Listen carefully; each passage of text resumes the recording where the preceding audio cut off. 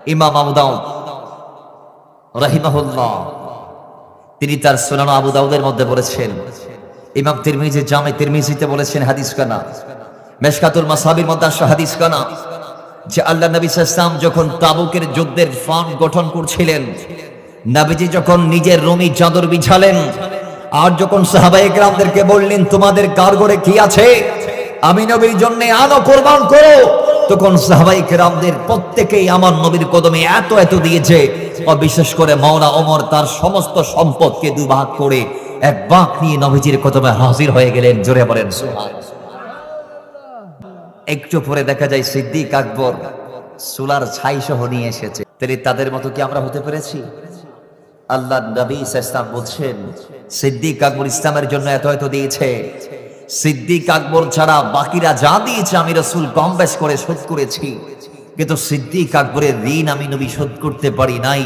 ও সিদ্দিক আকবর, তোমার এই দানের ঋণ, তোমার এই ত্যাগের ঋণ শোধ করবে খোদ আল্লাহ রাব্বুল ইজ্জাত কিয়ামতের দিন।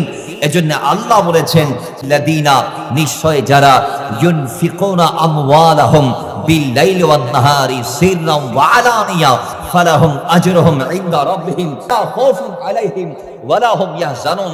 কয় যারা রাতে দিনে ওপেনে গোপনে আল্লাহর জন্য দান করে তাদের বিনিময় আল্লাহর হাতে আছে, আল্লাহই দিবে তাদেরকে বিনিময়। জোরে বলেন সুবহানাল্লাহ। কিন্তু আজকে আমরা দান করতে পারি না, দানের মন মানসিকতা আমাদের নাই। আমরা মসজিদে শুক্রবারে টাকা দেই, যেটা চলে না, যেটা ছেঁড়া ফাটা, ওই টাকা আমরা মসজিদে দেই, ঠিক কিনা? জোরে বলেন। আল্লাহ আপনাকে যেমন উৎকৃষ্ট জীবন উপকরণ দিয়েছেন, আপনিও আপনার রবকে দিবেন যেটা দামি সেটা, ঠিক কিনা? আল্লাহ কোরআনে বলেছে বান্দা আমি তোমার থেকে চাই কোনটা, যেটা উৎকৃষ্ট সেটা। তুমি যদি দামিটা আমার জন্য দিতে পারো, আমি আল্লাহ এর বিনিময়ে তোমাকে আরো দামিটা দিব। লান তানালুল বিররা হাত্তা তুনফিকু মিম্মা তুহিব্বুন, যেটা তোমাদের কাছে প্রিয় সেটা দাও। সুবহানাল্লাহ। কি বলা যাবে না? এখন 10 টাকা ফকিরে যেটা নেই নাই, ফকিরে বলতেছে আপনার তি আমি রাহে না হাতে লাগবে না, ঠিক কি না? ওই সিটা ফাটা এটা আপনি দিচ্ছেন আল্লাহর ঘরে, ঠিক কি না? তাহলে এটা কি হলো? আল্লাহ আমাদেরকে বোঝার তৌফিক দান করুন।